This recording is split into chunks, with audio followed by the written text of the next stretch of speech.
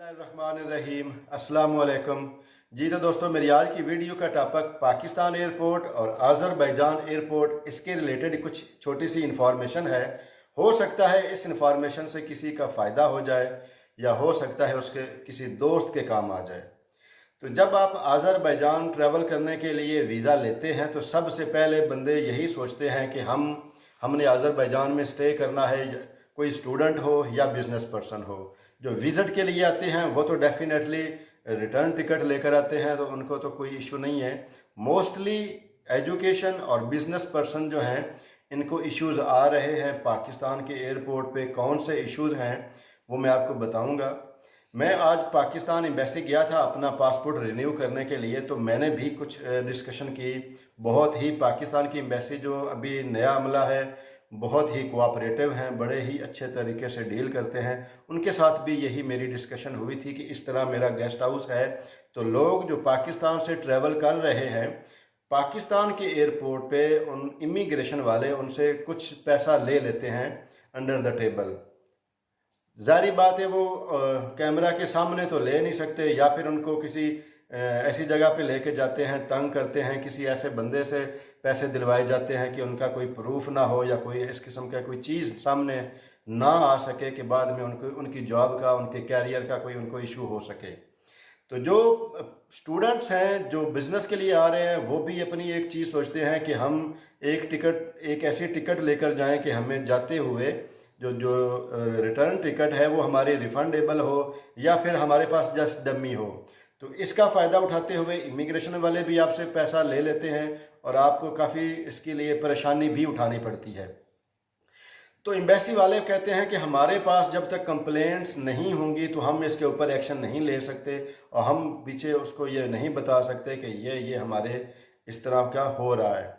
तो सबसे बेहतर यही है कि आप पीएम पोर्टल पे जाएं, वहाँ पे कंप्लेन करें, क्योंकि जो ऑफिसर आपसे इस किस्म का पैसा लेता है उसका नाम लिखा हुआ होता है उसके चेस्ट पे, उसकी वर्दी पे। तो आप उसका जो है उसका रेफ़र करें और पीएम पोर्टल पे इसकी कंप्लेन करें ताकि ये सिलसिला रुक सके।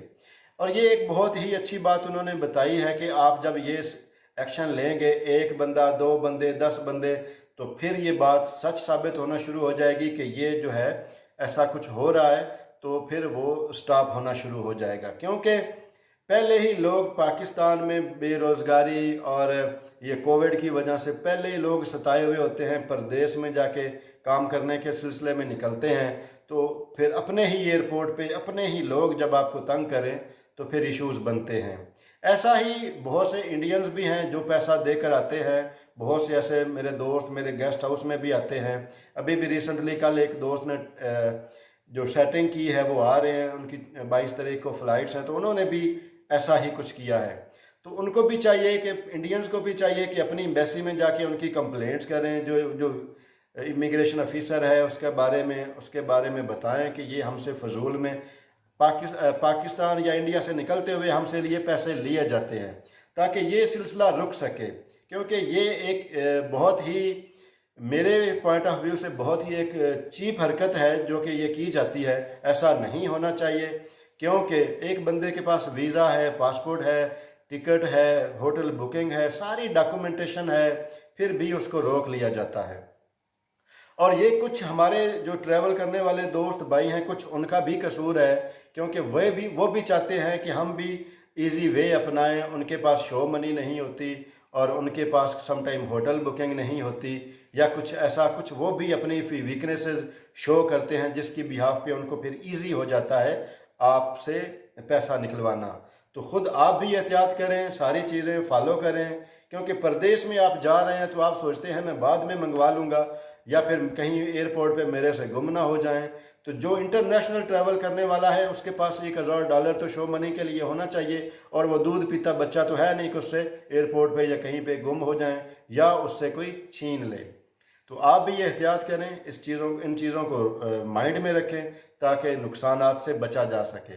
सेकेंडली, जब आप आज़रबाईजान के एयरपोर्ट पे आते हैं तो बहुत से यहाँ पे टैक्सी ड्राइवर हैं, या फिर जब आप ऑनलाइन बुकिंग करके आते हैं अपार्टमेंट्स की, स्पेशली होटल्स की मैं बात नहीं कर रहा, क्योंकि आज़रबाईजान में जो अपार्टमेंट्स हैं इनकी भी बुकिंग हो रही है। और बुकिंग करने वाले वो क्या करते हैं, आपकी बुकिंग हो गई, आपके आपके आपके साथ ज़बानी कलामी आपके साथ उनकी डिस्कस हो गई, ठीक है जी ये चीज़ आपको इतने में मैं प्रोवाइड करूँगा। लेकिन जब आप आ जाते हैं तो वो बोलते हैं कि ये चीज़ तो अब रेंट आउट हो चुकी है, तो अभी मेरे पास एक नई है जो आपको दिखा दी जाती है और उसके लिए आपसे बहुत ज़्यादा पैसा मांगा जाता है। फिर आप नए होते हैं तो सोचते हैं 2-3 दिन तो चलो यहाँ पे निकाल लेते हैं, उसके बाद कोई आराम से कोई और जगह देख लेंगे।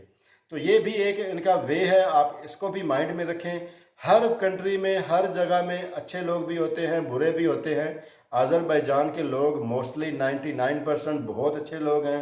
इनकी ये जो ड्राइवर हजरात हैं या इस रिलेटेड काम कर रहे हैं, ये भी सारे इस किस्म के नहीं हैं, क्योंकि मेरे सामने ही ये चीज़ें सारी होती रहती हैं। तो इस वजह से मुझे मेरा ये नॉलेज है इस बारे में जो कि मैं आपको बता रहा हूँ, तो ताकि आप जब नेक्स्ट टाइम आप ट्रैवल करें तो आप एहतियात करें।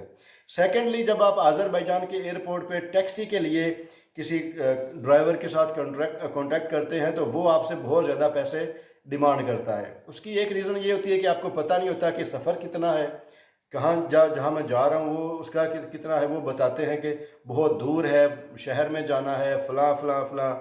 हालांकि जो यहाँ का मेन सिटी सेंटर है तरगोवा, यहाँ पे निज़ामी स्ट्रीट तक आने के लिए जो नॉर्मली रेंट है वो 25 मनात लेते हैं जो जानने वाले होते हैं ड्राइवर।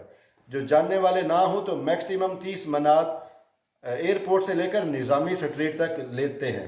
तो आपसे वो 60 मनात, 80 मनात, 100 मनात आपसे वो किराए की डिमांड करते हैं। तो ये भी आप माइंड में रखें कि जब आप उनको बताएंगे कि इसका किराया तो 25 मनात तक है, तो उनको समझ आ चुकी होगी कि ये बंदे को इसका नॉलेज है, ये जो 25 मनात रेंट बता रहा है। तो मैक्सिमम 30 मनात तक लोग लेते हैं, इससे ज़्यादा आप भी ना दें, एहतियात करें। और जब आप एयरपोर्ट से बाहर निकलें तो आपको बहुत से ड्राइवर ऐसे मिलते हैं जो आपको बहुत ज़्यादा प्राइसेस बताते हैं। तो फ़ौरन से डील मत करें, थोड़ा सा रुक जाएं, फिर वो खुद ही सोचेंगे। हो सकता है ये बोल्ट करवा रहे हो, कोई ऐप या उबर पे करवाना चाहते हो, तो फिर वो खुद ही अपनी ओरिजिनल प्राइसेस पे आ जाते हैं। इस तरह ये भी आपका एक लॉस होने से बच जाता है कि आप किसी भी किस्म की परेशानी से बच सकें। और एक और बात, जब नया आने वाला बंदा जब सिम बाय करता है तो उसके लिए भी वो अपने मखसूस जो होते हैं ये ड्राइवर हजरात मखसूस प्लेसेस पे लेकर जाते हैं, जहाँ पे उनसे 50 मनात, 60 मनात, 100 मनात यहाँ के रेंज तक आपसे वो सिम के चार्जेस जो हैं विद इंटरनेट पैकेज वो आपसे यानी कि पैसे वसूल करते हैं। तो ये भी बहुत ज़्यादा है। तकरीबन 5 मनात की आपको सिम मिल जाती है एज़ टू अरेस्ट, जो कि आपने अगर 3 महीने 1 महीने के लिए यूज़ करनी है, अगर आपने यहाँ पे TRC लेनी है तो वही आपके नाम पे हो जाएगी। और इंटरनेट पैकेजेस 2 मनात का भी है, 3 मनात का भी है, 5 का भी है, 10 का भी है। तो अगर 10 मनात का आप इंटरनेट का पैकेज करवाएं और 5 मनात की सिम हो तो मैक्सिमम आपके 15 मनात तक आपको ये सिम भी मिल जाती है। तो ये छोटी छोटी चीज़ें हैं जो आपके एक्स्ट्रा पैसे ज़ाया होने से बचा सकते हैं, जैसे कि पाकिस्तान एयरपोर्ट, जैसे कि अज़रबैजान के एयरपोर्ट पे ड्राइवर्स, जैसे कि सिम। तो ये आप माइंड में रखें, ध्यान में रखें, क्योंकि जब आप उनसे सिम बाय करेंगे तो उसके ऊपर वो रेट भी लिखे हुए होंगे। रजिस्टर देखें, उसके ऊपर रेट लिखे हुए होंगे, 5 मनात, 10 मनात। तो जो 5 मनात वाली सिम है वो आप सेलेक्ट करें और इंटरनेट पैकेजेस भी उनसे पूछें कि कितने GB का पैकेज है आपके पास। तो वो आप ये सारी चीज़ें माइंड में रखें, ध्यान में रखें, ताकि आप नुकसान से बच सकें। तो ठीक है दोस्तों, इंशाल्लाह मिलते हैं नेक्स्ट वीडियो में नए टॉपिक के साथ। तब तक के लिए